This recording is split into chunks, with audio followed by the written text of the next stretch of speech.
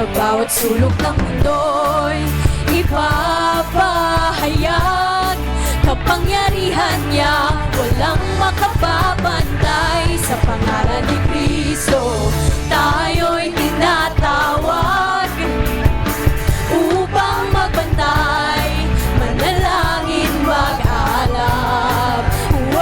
Sa bawat sulok ng mundo'y ipapahayag kapangyarihan niya, walang makapapantay. Hey! Ay magaganap, tayo ay magbantay. Huwag kang titigil, manalangin, walang humpay. Ito ang ating gagawin sa araw-araw ng ating buhay. Di ba ay magaganap, tayo ay magbantay. Huwag kang titigil, manalangin, walang humpay. Ito ang ating gagawin sa araw-araw ng ating buhay. Kay Kristo Jesus, ika'y magtatagumpay.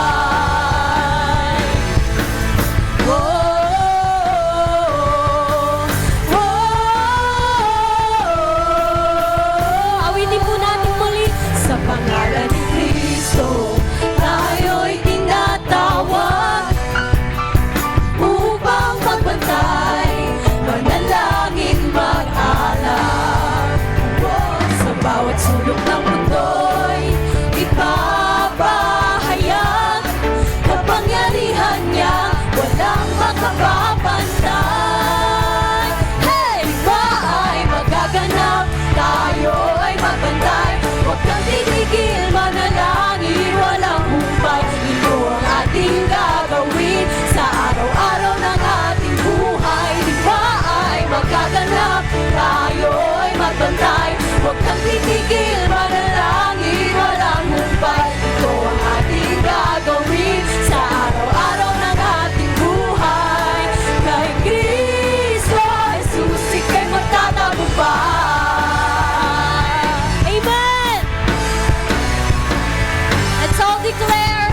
Mga bansa'y matitinag, mga kahari ay babagsak, ngunit tayo'y matatag, handang magmamatsyag. Lahat tayo'y magpupuri. Amen! Tayo'y magpupuri, magliliyapan, magdinigdig.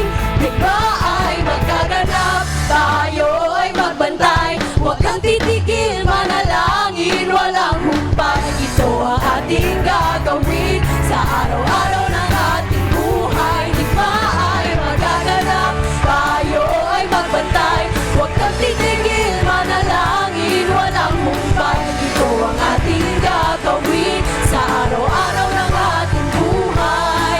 Kay Kristo Jesus, ika'y magtatagumpay. Kay Kristo Jesus, kay Kristo Jesus, ika'y magtatagumpay. Kay Kristo Jesus, ika'y magtatagumpay.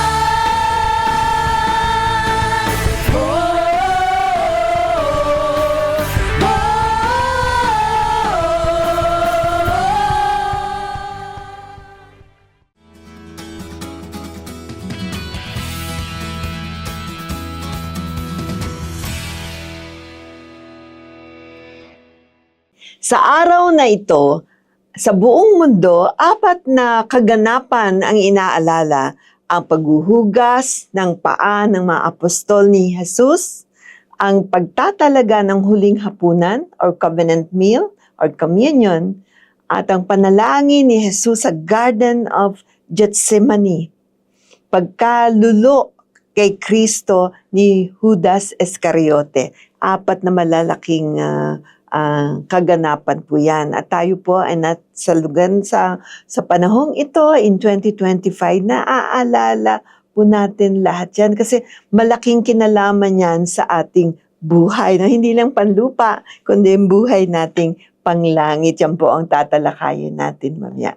Isa pong pagbating may kasamang pagbubulay-bulay po natin ngayon ang ating programang Thursday Celebration. At sa Webes na to ay inaalala ng buong Kristiyano sa lupa ang araw na ito. Thank you, Lord. Balikan po natin ang mga nangyari sa panahong iyon. Okay? Pero bago po yan, nais nating batiin ang mga nakikinig, nanonood sa atin ngayon, mga global families po natin, regional families, regions 1, 2, 3, 4, 5, 6, and 12 at iba pang mga regions na sumasama sa atin ngayon dahil napakahalaga po ng ating pag-uusapan ngayon. Ganon din po ang Metro Manila South Region, Metro Manila North Region, ang Central Church nandito po sa Cubao at ang Rizal sector po natin sa Rizal. So maraming salamat sa pagdalo nyo ngayon sa ating pagtatalakay ng isa sa turning point ng buhay Kristiyano. Thank you, Lord. So balikan po natin ang mga nangyari sa panahon na iyon. Sa panahon iyon ay nag-set sila ng kainan o pagsalo-salo at ito na yung huling hapunan or Last Supper. At ito'y inaalala natin tuwing tayo po ay lumalahok sa covenant meal or communion tuwing linggo sa ating panambahan. Ang lahat na ito ay simbolo ng pakikipagtipan ng Diyos sa sangkatauhan na kaya tayo po ay nagko-communion. Ang pagkamatay niya sa krus ng Kalbaryo ay siyang nagselyo ng kanyang pag-ibig at katubusan sa ating original or unang kasalanan na nalaytay sa ating mga ugat. Naalala niyo po ba yon? Ang tawag doon ay original sin, yung unang kasalanan ng ating magulang, na sina Adan at Eva. Praise God. So tayo ay nanatili sa kadiliman at sumpa ng kautusan hanggang sa ating pagkilala at pagtanggap kay Kristo na anak ng Diyos. Tayo po ay dumako sa panalangin para sa ating bayan. Ama, sa pangalan ni Jesus, marami pong salamat, Lord, na ikaw ang may akda ng buhay. Ikaw, Lord, ang nag-ayos ng mga bansa, Panginoon. Lord, marami pong salamat, Lord, na iba ng aming bansa, ililigtas mo, Panginoon. Thank you, Lord, sa kabutihan mo, Panginoon, sa bawat isa.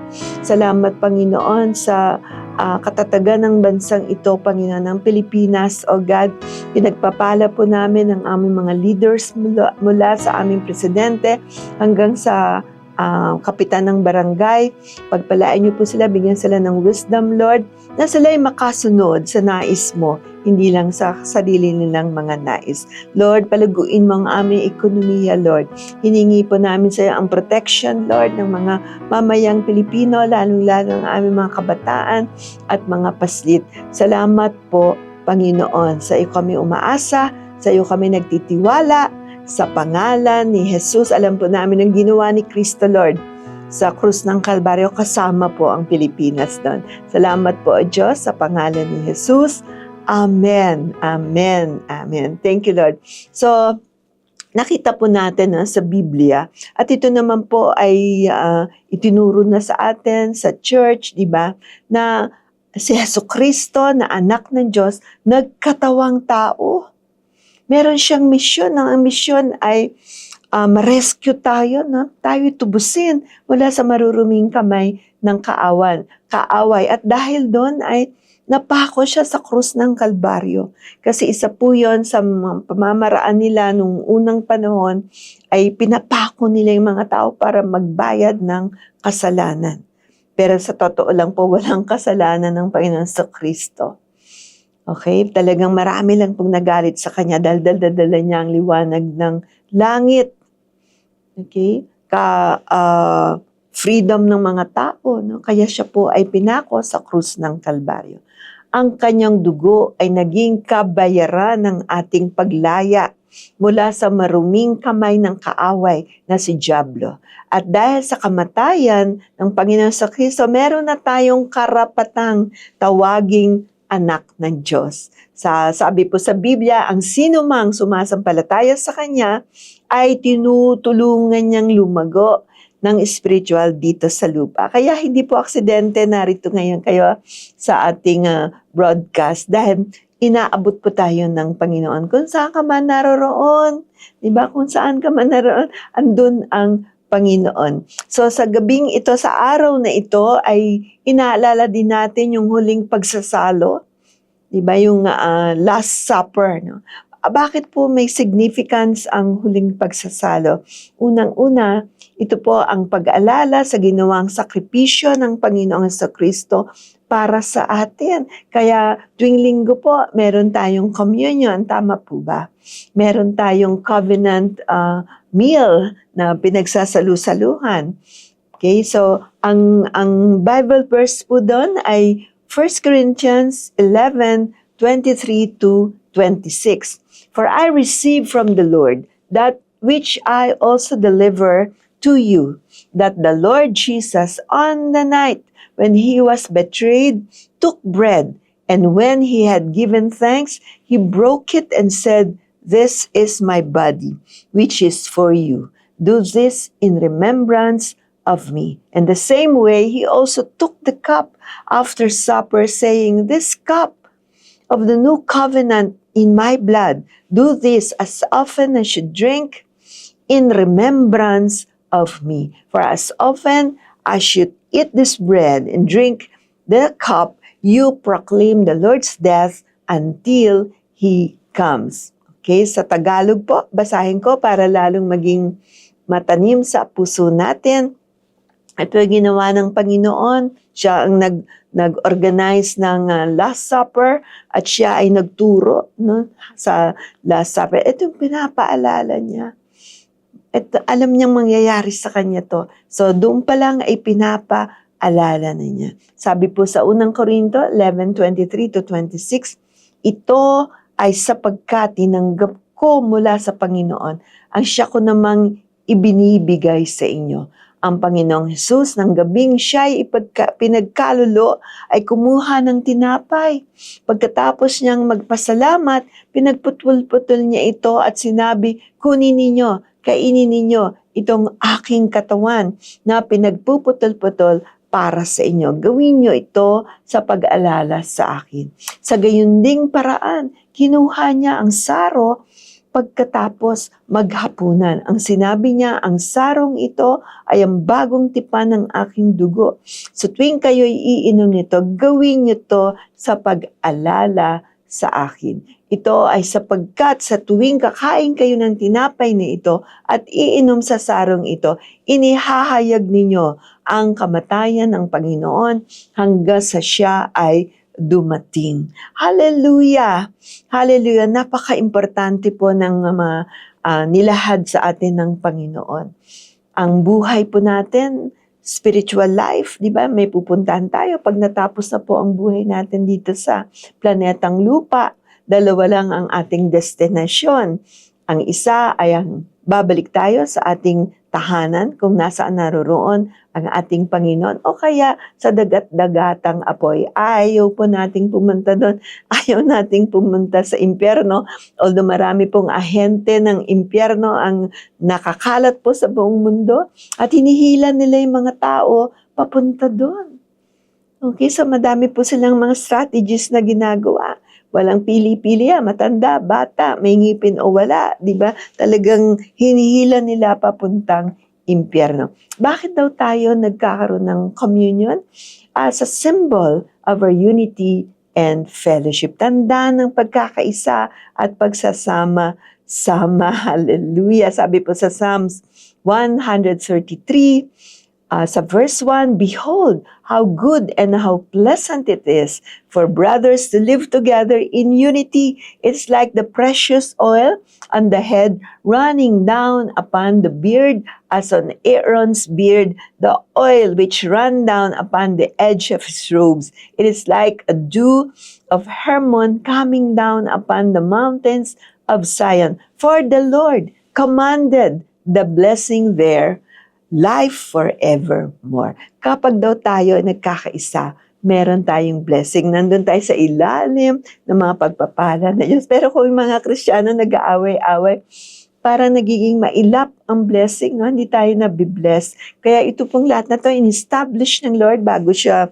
umakyat sa langit. Nang sa ganun, magkaroon tayo ng salo-salo, magkaroon tayo ng pagkakaisa. Napaka-importante po ng covenant meal na ito. para maalala natin siya. Dahil nung ginawa niya to, buhay na buhay pa po ang Panginoon. At siya na ay sinishare niya sa atin. Alalahanin niyo, dadating yung panahon. Di ba?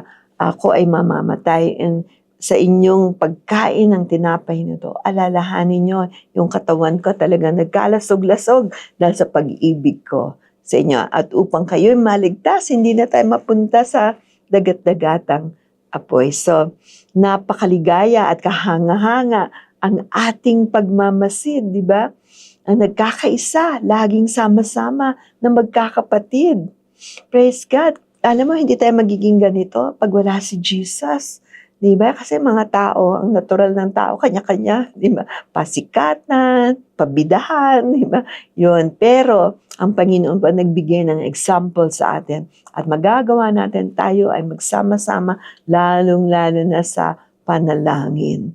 Amen. Thank you, Lord. So, tayo po ay parating nananalangin para sa ating bansa. Inaasahan po tayo ng Lord na ang mga Kristiyano ang nananalangin para sa bansang Pilipinas, sa mga Pilipinong Kristiyano. Okay? Kaya, ganun na rin po yung langis ng ulibo na nagkakatulad, di ba? At nagwawangis. Kasi pag ginrind na po yun, hindi mo na makikita yung olibo, no? Yung langis, nagiging langis na po siya. At ito po ay binuhos sa ulo at balbas ni si Aaron, no? Kapag pinapahid niya to, umaagos po to. At nababasa pati yung suot na damit. That's the anointing of the Holy Spirit. Iniwan din po sa atin ng Lord yan. So, kinumpleto niya, hindi niya tayo iniwang ulila. Hindi tayo iniwang walang magagawa. Kinumpleto niya yun. Ang kanyang dugo, ang kanyang salita, ang banal na spirito, kapangyarihan ng banal na spirito. Katulad ito ng hamog sa umaga, ng bundok ng Hermon. Hamog na dumidilig sa dakong maburol na bundok ng Zion. Sa lugar na ito, nangako si Yahweh, ang pangakong buhay na mananatili. Napakabuti po ng Diyos. Sinusuportahan niya tayo ng Holy Spirit, ng kanyang salita, at ng kanyang anointing. At doon po sa Biblia, ito po ay mahahanap natin ng mga prophecies. No? So yung mga prophecies po ay may mga kaganapan. Ito ang kaganapan ng isang prophecy sa Old Testament, sa libro ni Isaiah, na ang Messiah ay masasaktan para sa kapakanan sa ating mga tao. So, ang krus ng Kalbaryo ang nagpatunay nito. No? Talaga pong nasaktan ang Panginoon. Pinako siya doon, hinumpa siya, hinambalos. Pagkatapos ay, parang tumutulo na lang yung mga dugo niya hanggang kinamatay niya po yun. Okay? Ang sabi po ng Biblia, parang hindi nga mukhang tao. Sa grabe ng mga pagsuntok nila, paghampas nila, nilalatigo pa. Ganun po ang naramdaman niyang sakit. No? Para lang ikaw at ako ay maligtas. Para ikaw at ako ay mabitawan ng maruruming kamay ng Satanas upang tayo ay mapasakan niya. Pinagbayaran po niya. Amen. So, ang ginawa rin po ng Panginoon Kristo, binigyan niya tayo ng halimbawa ng kababaang loob, humility at paglilingkod. No? Kababaang loob at paglilingkod. Anong ginawa po ng Panginoon? Hinugasan ng Panginoong Kristo ang mga paa ng mga disciples. Ito po isang mataas na halimbawa, nagpapakumbaba at paglilingkod. Sana po yan rin po ang maisip ng ating mga leaders, no? That they be leaders, servants. Diba? Hindi lang sila leaders, they are also servants of the Lord and servants of the nation. Nagpakumbaba po siya, no? Naglingkod siya, hinugasan niya. Ito po ang ating paalala ng kahalagahan ng mababang loob. Hindi tayo nagyayabang. Kaya tayo merong communion, inaalala natin ang mga bagay na ito.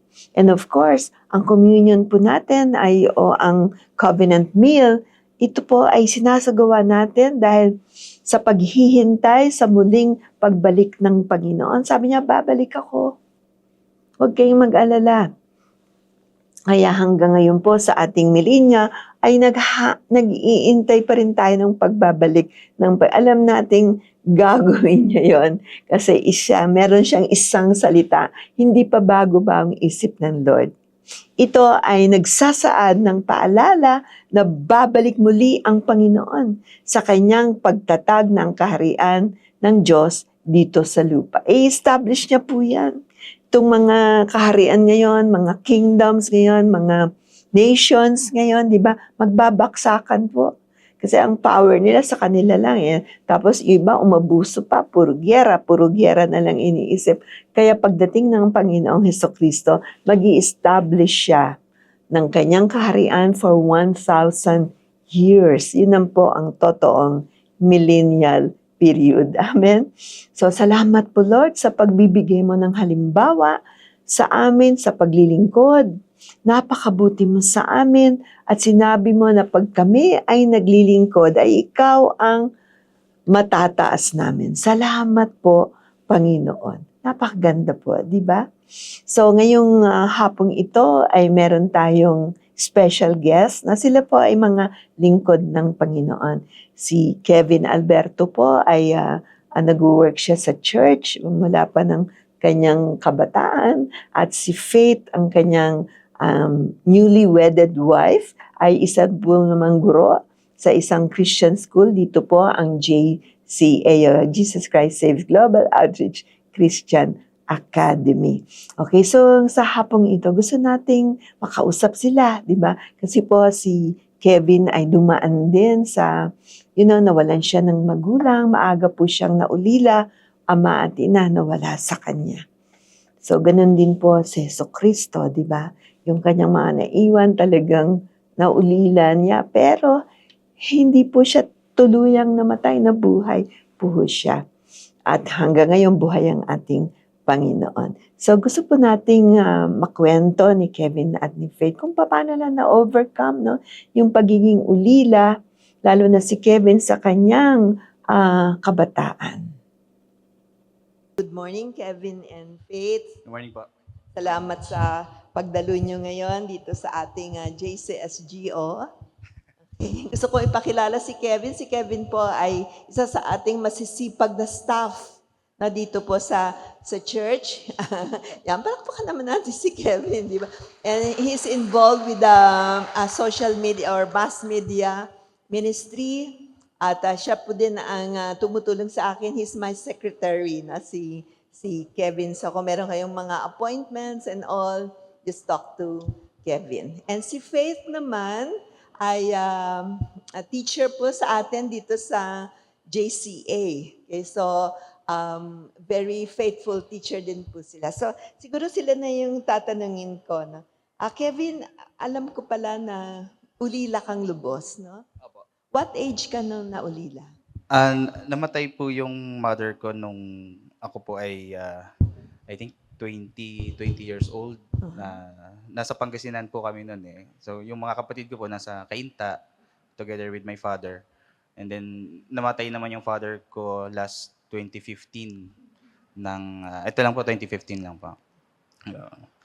So, naiwan sa mga kapatid. Opo, Ikaw naiwan po. ang eldest, di ba? Opo, ako po yung panganay. So, parang ikaw ang naging magulang. Opo. God. So, paano mo nagawa yun, Kevin? Ano po, actually po bilang isang anak, pasaway din po kasi ako minsan. Ano po, laboy ng laboy, gano'n. So, hindi ko lagi nagagalit yung mga magulang ko sa akin kasi, lalo na yung mama ko, kasi nag-aalala sila. Nung nawala yung magulang ko po, yung nanay ko, ako na po yung parang nag-take responsibility sa mga kapatid ko. Yung naramdaman ng mga magulang ko nung ako'y pasaway, naramdaman ko din. Sabi ko, ganito pala maging magulang. So, ganito pala pag yung anak ay laboy ng laboy. Ganito pala pag mabarkada yung mga anak mo. Yung nararamdaman. So, naging challenge po sa akin yun. Sabi ko, kay Lord, tulungan niyo po ako kasi kailangan kong maging magulang sa mga kapatid ko. So, kung ano pa yung kanilang pangangailangan sa school or sa bahay, na-provide ko po sa grace ni Lord, kahit papaano po na kung ano naman po yung kailangan nila sa school na provide din. Naging yung kanilang, lalo na po sa nung time na kumuha kami ng bahay, kasi nakikitira lang po kami sa tita namin. Sabi ko, kailangan na nating magsarili. Yan po. Natulungan din po kami ni Lord ng makakuha po kami ng bahay, mga advices po sa mga kapatid ko. Ayan. Thank you, Lord. Amen. Ikaw naman, Faith, paano mo nakilala si Kevin? Magkakababata ba kayo? Magka-classmate kayo? Or paano? Nakilala ko lang din po siya sa church po, JCSGO sa Bugalion sector. Tapos, nagwapuhan ka sa kanya. Opo.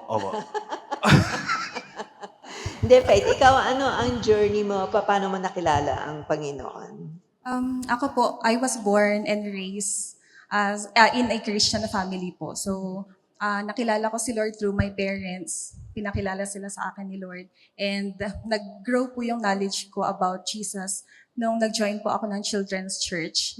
So, which is, ngayon po ginagamit din ako ni Lord as Children's Church teacher. Nagtuturo So, ka? yes po, doon ko po kasi talagang nakilala si Lord. And nag-join po ako ng summer youth camp. Doon po ako nagkaroon ng personal na encounter talaga with God. So, syempre lahat naman po tayo merong mga personal encounter with God, with life's challenges. Doon ko po nakita yung grace ni Lord din sa life po namin.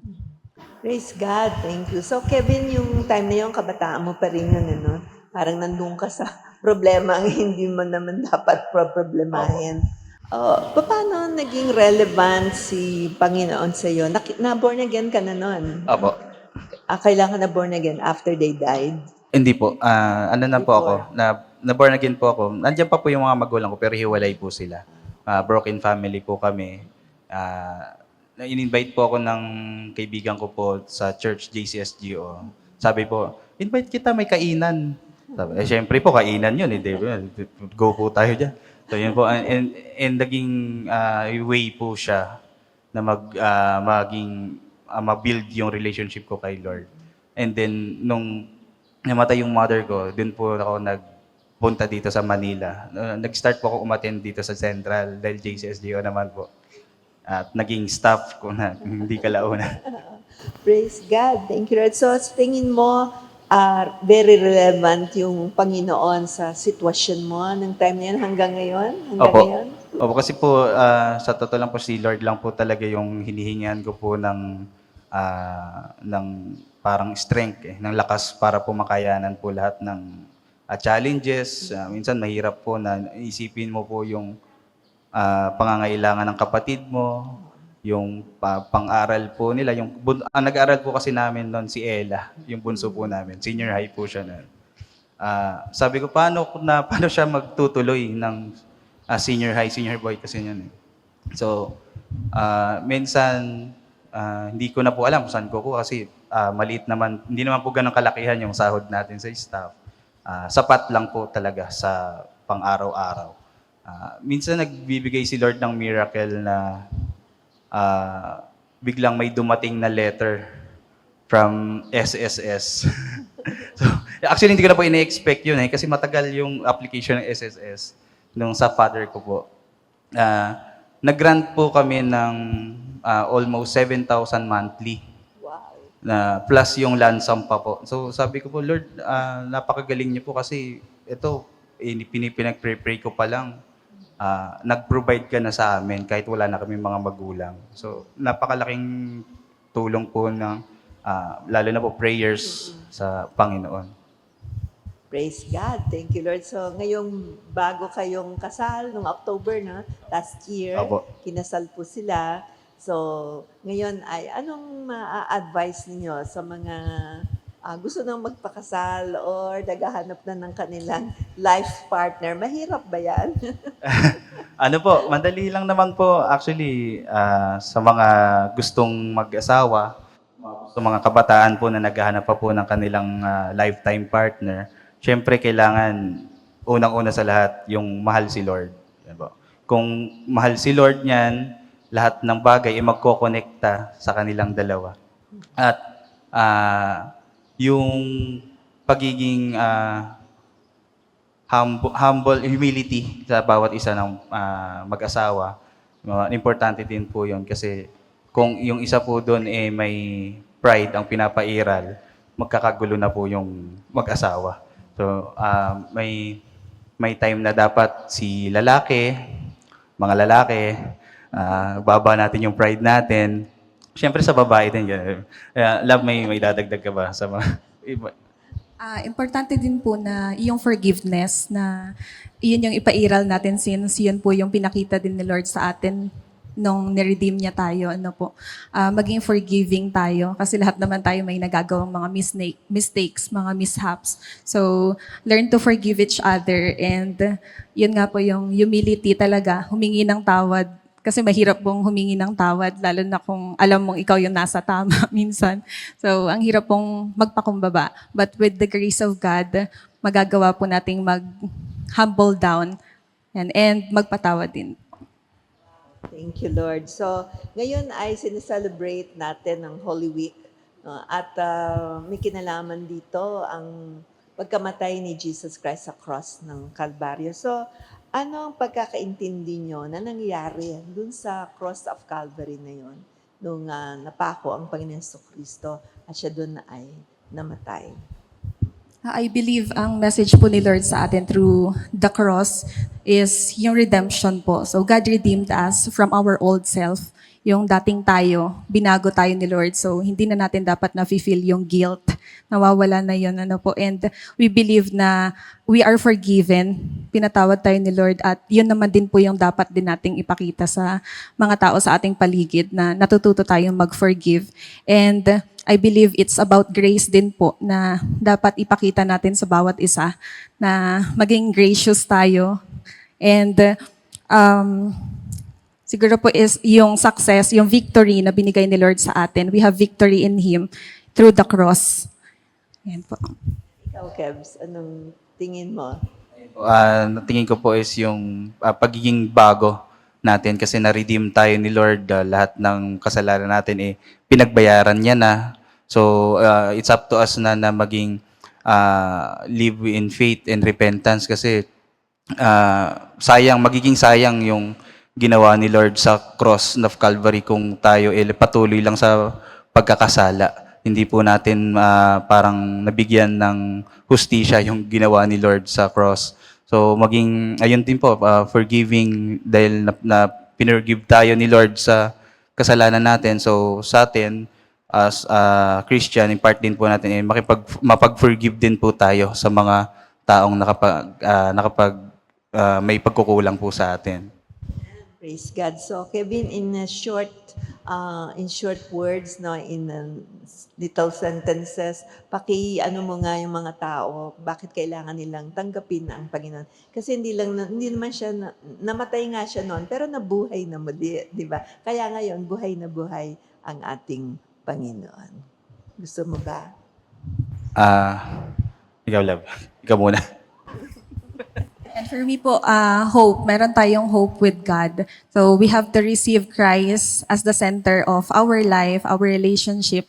Kasi yun yung message ng cross. We have hope in Him. And kapag tinanggap natin si Lord, nandun yung, though hindi agad-agad, hindi instant yung changes sa life natin, makikita natin na we have progress in everything we do.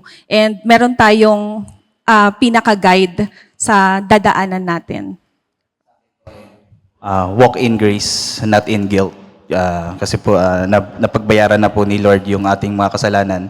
Hindi na po natin kailangan mabuhay sa kahihiyan. So, taas noo po tayo lagi na. Amen. Amen. With that note, gusto kong magpasalamat sa inyo for sharing a part of your life sa ating mga audience. Marami tayong nanonood ngayon sa online and we pray na na-bless sila sa ating sa inyong testimony, sa inyong istorya. God bless you, Kevin and Faith, and continue to walk in the Lord and enjoy His abundance and His presence. God bless you. Thank you po. Maraming salamat.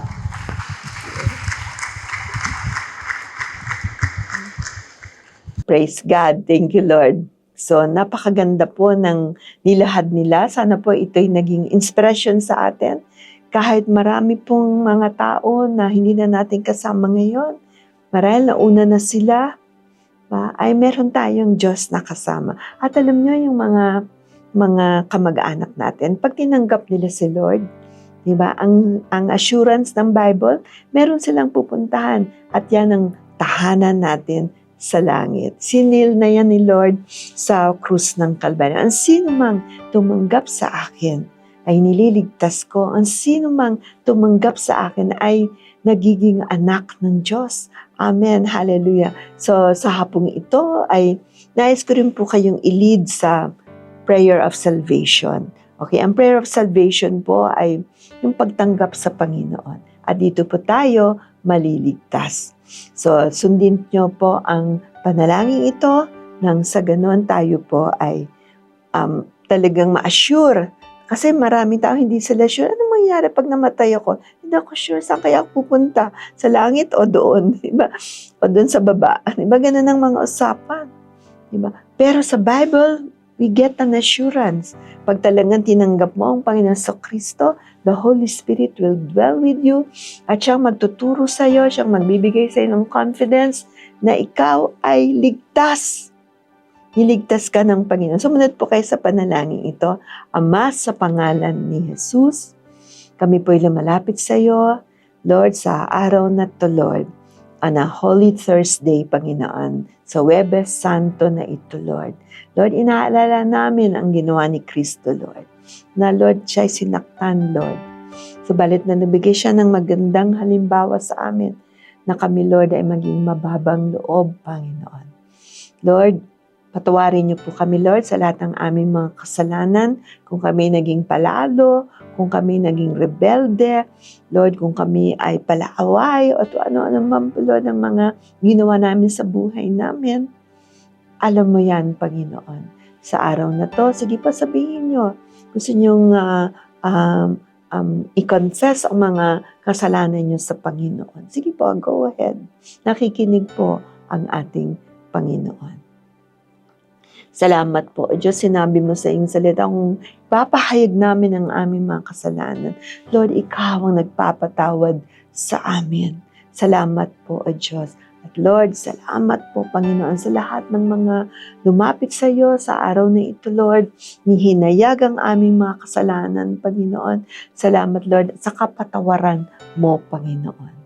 At Lord, patuloy niyo pong yakapin ang bawat isa, Lord, na nag-confess sa iyo, Lord, sumuko sa iyo, Panginoon, at nais kang makilala pa sa malalim na paraan.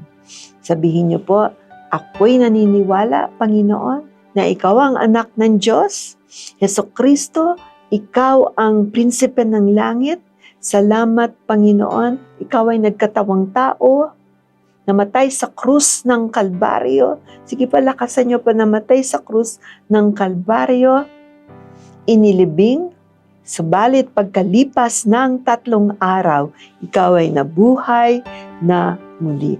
Salamat, Lord, sa kaligtasan na to na binibigay mo sa amin even sa mga panahon na ganito. Salamat po, Lord. In Jesus' name, Amen. Amen. Amen. Yung ginawa niyo yan, ang galing sa puso ninyo. Ang sabi ng Diyos ngayon ay nilista niya ang inyong pangalan sa Book of Life sa langit, aklat ng buhay. Nandun na ang pangalan mo. Digital din si Lord. Ang bilis di ba? Andun na po yun. Nauna pa siya kaysa sa mga internet natin. Tama po ba? So we're so blessed na makarinig tayo ng gospel at tayo ay makahingi ng tawad sa Panginoon. Tayo magpakumbaba. At siya naman ang nag-aasikaso sa atin, nangangalaga sa atin habang naririto pa tayo sa lupa. God bless you. Kung kailangan niyo po ng Bible, sumulat lang pa kayo sa amin o ilagay niyo po sa comment section na nais niyo ng Biblia and we will send you a free New Testament Bible. Thank you, Lord. Hallelujah. Ganun na rin po ang mga may sakit ngayon. Okay? Ang mga may sakit ngayon, sabi po sa Biblia, sa pamamagitan ng mga sugat ni Jesus sa krus ng Kalbaryo, ikaw ay gumaling. Thank you, Lord. Bless you sa iyong mga nararamdaman ngayon. Sabihin mo, Panginoon, paggalingin mo ako. Sa pangalan mo, Panginoong Jesucristo, paggalingin niyo po ako.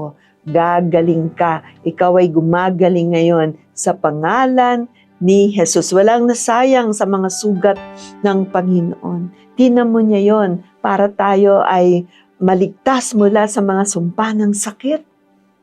Kahit may mental problem ka or sa puso or saan, parte ng katawan mo, pinagbayaran na po yan ni Lord. So magpasalamat po kayo. Yung mga hindi natataas ang kamay, taas yung kamay nyo, kada sabi nyo, thank you. Yung mga hindi nakakaupo, dahan-dahan kayong upo, pasalamat, lumakad po kayo, humakbang po kayo. There's a miracle going on sa inyong mga buhay.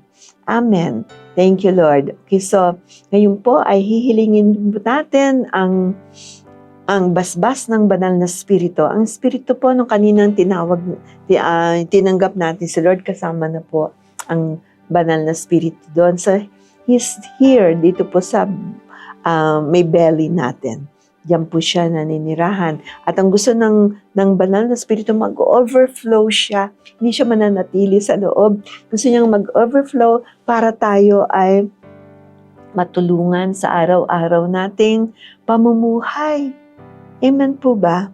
Diba? Yun po ang nais ng banal na spirito. At alam niyo po, ang Holy Spirit today is the present Godhead on earth. Diba? Sa planetang lupa, ang Diyos ngayon na buhay at nangangalaga sa bawat isa ay ang banal na spirito. Naalala niyo po nung umakyat ang Panginoon Jesucristo, sabi niya, huwag kayong mag-alala.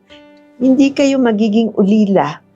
Papabain ko ang banal na spirito. Ginawa po ng Lord John. Ang sinabi niya, Holy Spirit, bumaba kayo dito. Tulungan mo ang mga taong ito. Ginawa po na. At hanggang ngayon, naririto pa po ang kapangyarihan ng banal na spirito ng Diyos. Amen. At napakarami po niyang gifts para sa atin. Nakakalungkot nga, maraming Kristiyano ang hindi nakakaalam ng gifts of the Holy Spirit. Isa po doon ang prayer in tongues. Okay, ang prayer in tongues ay kapangyarihan na halimbawa may pinagpe-pray ka, nauubusan ka na ng lengguwahe, makakatangs ka kahit ilang oras kang nagpe-pray. It's a language, the prayer language of your spirit, praying to the Holy Spirit. Mga prayers natin, dala-dala ng Holy Spirit dun sa trono ng Diyos. At ang Holy Spirit din, binabalik yon as answered prayers. So kung ready na po kayo, tayo po ay magpipray for the baptism, the overflow of the Holy. Kung ikaw ay Kristiyano, kanina tinanggap mo, you're entitled, ay binibigay sa iyo ng Panginoon na ito. At kung may mga katanungan ka, you get in touch with us and we'll try our best na bigyan ka ng mga biblical na mga bagay na nagpapatunay na ito ay galing sa ating Panginoon. Amen? So, kung gusto mo, una, i-desire mo. Pangalawa, humingi tayo ng tawad sa Lord. Maglinis tayo sa ating total Webes Santo naman ngayon or everyday na alam mong merong gumugulo sa loob mo, may guilt ka, or hindi mabuti ang pakiramdam mo. Alam mo yun, may mga sumisingit ng mga iba-ibang isip sa iyo, then you go to the Holy Spirit and ask for forgiveness and the Holy Spirit will help you. Amen. So ito na po yung ating panalangin for the reception of the Holy Spirit sa ating mga buhay. Kung Kristiyano ka niya, nandyan siya, mag-overflow. In the name of Jesus, Lord, I pray, Panginoon, sa bawat isang nagnanais ng overflow ng Holy Spirit. Lord, wala pong imposible. Kahit sa cyberspace, Lord, you can give them the baptism of the Holy Spirit. Lord, you're the God of miracle, O God. You're the God, dear Holy Spirit, even today, Lord. You're equal with the Father, the Son, and the Holy Spirit. Let your way be done, Lord. Let your will be done, Lord, sa lahat ng mga nagnanais ngayon, Lord, of the gift of the Holy Spirit. Receive the gift of the Holy Spirit today. Receive it in Jesus' name. Open your mouth. The prayers will come. Sabihin yung sunod-sunod ang mga prayers na yan. It's not Tagalog. It's not English. It's a prayer language. Pwedeng galing sa mga tribes or sa mga foreign language na hindi nyo alam. Sometimes you start with a number of syllables, yun lang ang masasabi natin. Okay na po yan, doon mag-uumpisa yan. La, la, la, la, la, ma, ma, ma, ma, ma. Mamaya po madidevelop po yan. So you continue to pray, even tonight, nang bago kayo matulog, mag-pray po kayo. So congratulations sa lahat ng nakatanggap ng Holy Spirit sa inyong mga buhay at siyempre, lahat ng mga nagnais na maging malakas sila. The Holy Spirit is power. Ang mga Kristiyano should be endued with power. Dapat may kasama tayong kapangyarihan ng Diyos. Hindi ka na nag-iisa sa mundong ito. Sabi niya, sasamahan kita. Thank you, Lord. Hallelujah. So, hayaan niyong malaman namin kung nakatanggap po kayo ng empowering of the Holy Spirit. Sulat lang po kayo sa comment section or sa chat box po natin. So, sa oras na to, nagpapasalamat po kami sa lahat ng lumahok sa ating programa. Okay? Thank you. You're so blessed. Pag sabihin niyo po ito, mamaya ay uulitin po to hanggang matapos ang araw, di ba? At bukas, no? At sa Sabado, bukas po ay Biyernes, at sa Sabado ay meron pa tayong hinahandang mga patotoo na para sa inyo, na ayaw ninyong ma-miss. Okay? Kasi nakaka-inspire po yung ito po yung mga tunay na nangyari sa buhay ng tao. Parang minsan wala na tayong pag-asa. Pero ang Panginoon, pag tayo po ay nagtiwala sa Kanya, kikilos po siya sa buhay natin. Lord, pagpalain mo ang bawat isang sumama sa amin sa podcast na ito ng Thursday Celebration. Salamat, Lord, sa mga nagpatotoo, si Kevin at si Faith. Patuloy po silang pagpalain, Lord. Palawakin ang mga buhay nila. Pasiglahin sila, Panginoon. Lord, at bigyan niyo po sila, Panginoon, ng pamilya, Lord, mga anak, Panginoon. Salamat po, O Diyos, Lord, sa aming bayang Pilipinas, Lord. Lord, sinave mo rin kami. Kasama kami sa salvation. Huwag mo pong kalilimutan ang bayang Pilipinas. Marami pong salamat, Lord. At binibigay namin sa iyo lahat ang papuri, lahat ang pasasalamat sa iyo lamang, sa pangalan ni Jesus. Amen. Amen. So we'll see you tomorrow. God bless you and bye-bye.